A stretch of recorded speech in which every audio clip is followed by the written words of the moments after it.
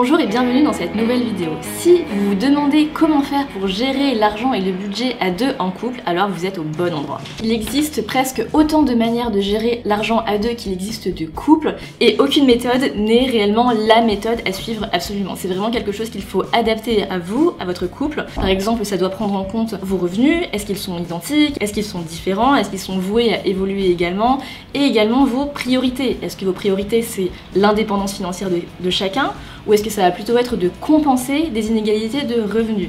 Donc, en définitive, vous êtes les seuls à pouvoir décider quelle est la bonne méthode pour vous. Et aujourd'hui, je vais vous en présenter deux qui sont les plus répandues. On va voir ça tout de suite. Une méthode qui est encore très répandue aujourd'hui, ça consiste tout simplement à faire 50-50 sur les dépenses communes. Donc chacun a une indépendance financière totale sur ses revenus et dépense son argent comme il le souhaite. Par contre, quand il s'agit de payer un restaurant commun ou les courses ou le loyer, à la fin, on va diviser à 50-50 parfaitement. C'est une solution qui est généralement privilégiée par des personnes qui ont des niveaux de revenus qui sont très similaires ou tout simplement qui souhaitent avoir une indépendance totale sur la manière dont ils vont gérer leurs dépenses et leur budget. La deuxième méthode, qui est de plus en plus répandue, consiste à contribuer au prorata de ses revenus sur l'ensemble des dépenses communes. Je m'explique. Prenons comme exemple un couple fictif qui est composé par exemple de Alex et Camille. Et on va dire que Camille a des revenus qui sont plus importants que ceux d'Alex. En conséquence, Camille va davantage contribuer au paiement du loyer, au paiement des courses, au paiement des activités communes, etc. etc. Alex va également contribuer, mais de manière moindre puisque ses revenus sont moins élevés. Et à la fin, une fois que toutes ces dépenses ont été effectuées, chaque membre du couple, donc Alex et Camille, va disposer d'un résidu, d'un solde dont il va pouvoir disposer comme il le souhaite pour ses dépenses individuelles. Par exemple, je sais pas, acheter des vêtements ou faire un week-end tout seul. Le premier avantage de cette méthode, c'est qu'elle permet de compenser les inégalités de revenus au sein du couple. Le deuxième avantage de cette technique, c'est qu'elle permet d'éviter les frustrations. Si Camille a davantage de revenus qu'Alex, peut-être qu'elle a plus envie d'acheter des produits un peu plus chers, ou d'aller plus souvent au resto, ou de faire de plus belles vacances. Or, si les deux étaient dans une méthode à 50-50, Alex pourrait protester en disant non, moi mes revenus n'ont pas augmenté, donc je ne souhaite pas mettre davantage d'argent dans ces dépenses communes. Du coup, avec un système au prorata, il n'y a pas ces frustrations. Les deux peuvent effectivement élever leur niveau de vie, mais Camille, qui a des revenus plus importants, va davantage y contribuer et Alex ne sera pas pénalisé, entre guillemets. Et le troisième avantage, c'est que malgré tout, cette méthode permet quand même d'avoir une certaine indépendance financière, puisqu'à la fin, chaque membre du couple va tout de même avoir un solde, une petite poche, entre guillemets, qu'il va pouvoir utiliser à sa convenance pour des dépenses personnelles sans avoir de rendre de compte à l'autre. En conclusion, cette méthode au prorata, c'est une méthode qui est à la fois collaborative, mais tout en permettant de préserver une certaine indépendance financière. Le principal souci qu'il y a avec cette méthode, c'est qu'elle est plutôt complexe à mettre en place. Mais aujourd'hui, je vais vous expliquer toutes les étapes à mettre en place pour appliquer cette méthode et vous partager un outil très pratique. La première chose qu'il faut avoir pour mettre en place une méthode au prorata, c'est un compte commun que chacun va pouvoir abonder et comme je le disais, à hauteur de ses revenus. La personne qui gagne plus va mettre un peu plus d'argent ou beaucoup plus d'argent que la personne qui gagne moins.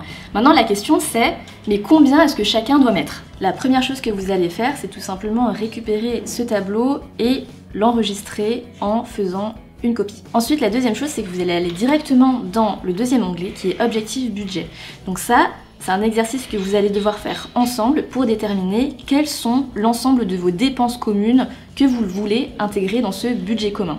Donc là, j'ai mis des montants qui sont complètement fictifs. Évidemment, vous mettez ce qui vous correspond et s'il y a des lignes qui sont en trop pour vous, par exemple, si vous voulez pas mettre en commun n'importe quoi les cadeaux, vous l'enlevez. Et à l'inverse, s'il y a des dépenses que vous voulez ajouter à votre budget commun, vous les rajoutez. Et ensuite, vous avez le total qui va se calculer tout seul. Ensuite, vous allez pouvoir aller dans l'onglet Revenus, qui est le premier onglet. Donc ne faites pas attention à toutes ces formules moches, c'est normal qu'elles s'affichent comme ça, c'est parce que tout n'a pas encore été rempli. Donc là, je vous ai mis une ligne pour les revenus d'Alex net d'impôt et les revenus de Camille net d'impôt. Vous changez évidemment pour vos prénoms et ensuite vous allez pouvoir rentrer vos revenus. Par exemple, on va dire que Alex gagne 1800 € net d'impôt en janvier et Camille va en gagner 2200. Et là, vous allez avoir toute votre colonne qui va se calculer automatiquement et vous indiquer quel est l'apport que chacun doit mettre sur le compte courant. Donc là par exemple je vois que Alex doit mettre 1319 € sur le compte commun, tandis que Camille doit mettre 1612 € sur le compte commun. Donc là je vous l'ai mis mois par mois, tout simplement si jamais il y a une situation dans laquelle l'un des deux ou vous deux avez des revenus qui vont différer en fonction des mois. Et ensuite, vous avez le dernier onglet qui est l'onglet dépenses réalisées qui va vous permettre de savoir si vous avez bien tenu vos objectifs budgétaires. Donc tout simplement ici dans ces deux premières lignes, vous allez rentrer mois par mois qui a mis quoi sur le compte commun et ensuite vous allez remplir vos dépenses effectives. Puis tout en bas, vous allez avoir votre épargne mensuelle commune et votre épargne totale commune qui vont se calculer automatiquement. Voilà, donc pour rappel, je vous mets le lien du tableau dans la barre d'infos pour que vous puissiez télécharger une copie si vous souhaitez l'utiliser. On arrive à la fin de cette vidéo, j'espère qu'elle vous a plu, j'espère qu'elle vous a donné des bonnes astuces pour pouvoir gérer votre budget et votre argent à deux.